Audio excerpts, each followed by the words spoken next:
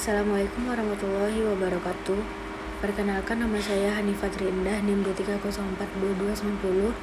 Di sini saya akan menjelaskan mata kuliah pemberdayaan masyarakat pada materi 7, yaitu merumuskan peran kader dalam pemberdayaan masyarakat dan merancang cara mengoptimalkan potensi kader.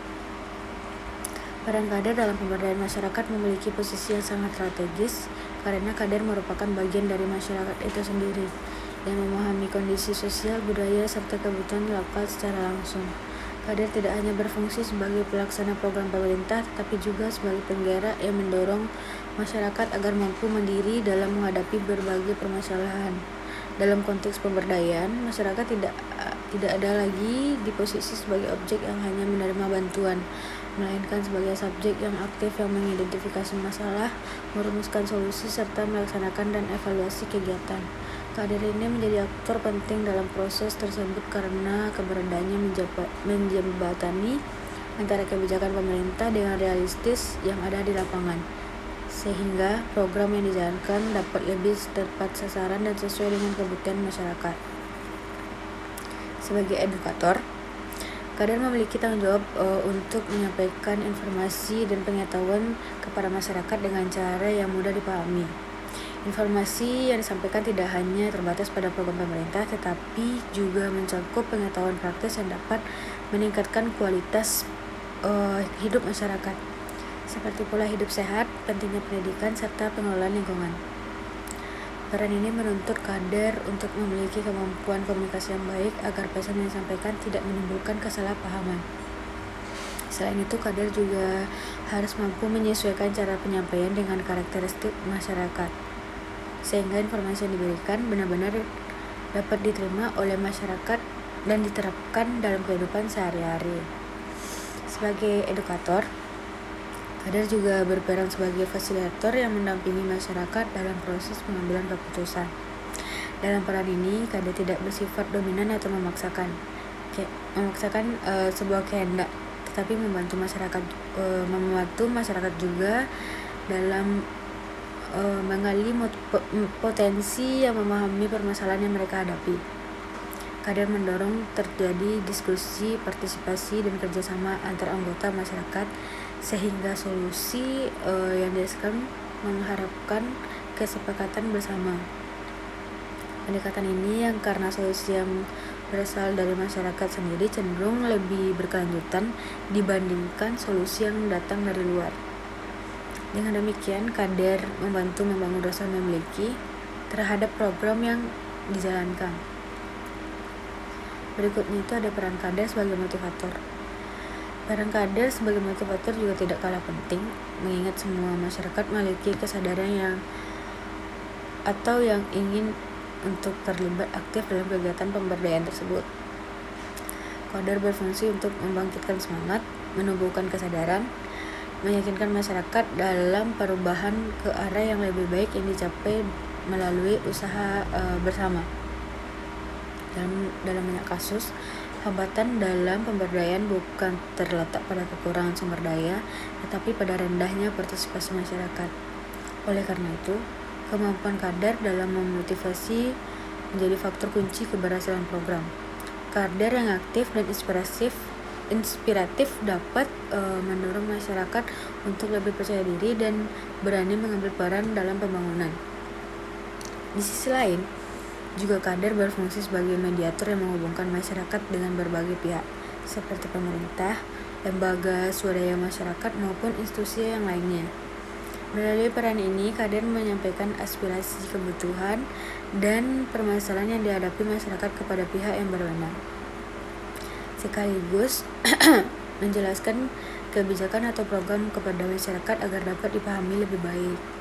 Peran mediator ini sangat penting untuk menghindari kesenjangan informasi dan memastikan adanya komunikasi dua arah yang efektif. Dengan adanya kader, hubungan antara masyarakat dan pemerintah menjadi lebih harmonis dan responsif terhadap kebutuhan nyata di lapangan. Lebih jauh lagi, kader merupakan agen perubahan yang berperan dalam mengubah pola pikir, sikap, dan perilaku masyarakat menuju kondisi yang lebih baik. Perubahan tersebut tidak hanya bersifat fisik, tetapi juga mencakup perubahan sosial budaya seperti meningkatnya kesadaran dan pentingnya akan kesehatan, pendidikan, partisipatif, dan dalam pembangunan. Proses perubahan ini membutuhkan waktu yang konsistensi sehingga kadar dituntut untuk menjadi teladan bagi masyarakat layak. Keteladanan kadar ini dalam bersikap dan bertindak akan memperkuat kepercayaan masyarakat dalam mempermudah proses transformasi sosial. Dalam demikian, pelaksanaan peran kader seringkali belum optimal karena berbagai kendala. Salah satunya adalah keterbatasan kapasitas kader, bagi dari segi pengetahuan maupun keterampilan.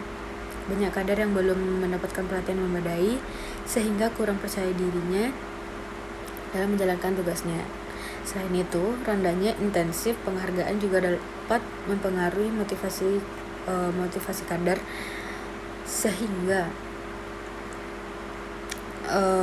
tugas tersebut belum rendahnya intensif dan penghargaan juga dapat mempengaruhi motivasi kader, terutama jika mereka harus membagi waktu antara kegiatan kader dalam pekerjaan utama. Permasalahan ini yang sering muncul adalah kurangnya pelibatan kader dalam proses perencanaan program, sehingga mereka hanya berperan sebagai pelaksana tanpa memiliki ruang untuk memberikan berdasarkan kondisi nyata di lapangan. Hal ini dapat mengurangi efektivitas program karena tidak sepenuhnya.